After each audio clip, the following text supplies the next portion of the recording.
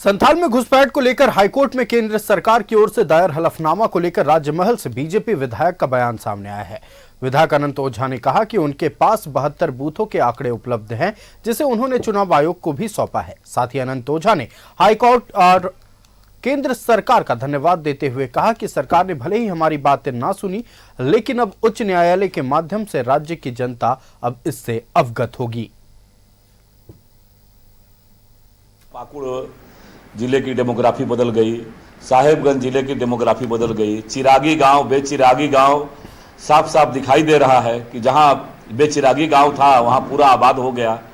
वहां रामचंद्रपुर है, रामचंद्र में एक रामचंद्र नहीं मिल रहा है देखने को।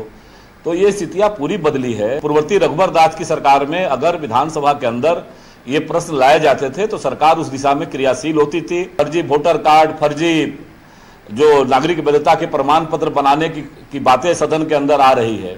3 साल बीत गया और सीआईडी जांच का कोई फलाफल नहीं। वोट बैंक की राजनीति के लिए तुष्टीकरण के पोषित करने वाले कृत्य के कारण इस प्रकार से बांग्लादेशी घुसपैठियों पर सरकार मौन साधे हुए थी। सदन के अंदर राज्य की सबसे बड़ी पंचायत है, उस पंचायत के अंदर भी जब आवाज उठती है तो जेएमएम के लोगों को, कांग्रेस के लोगों को मिर्ची उच्च न्यायालय के प्रति आभार व्यक्त करते हैं कि माननीय उच्च न्यायालय ने लिया।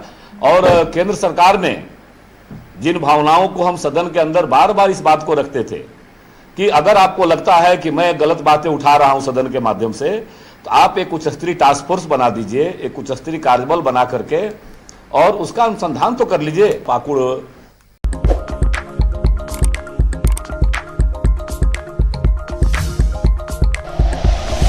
Like and share videos, subscribe करें हमारा चैनल और प्रेस करें बेल आइकॉन। न्यूज़ 11 भारत, सच है तो दिखेगा।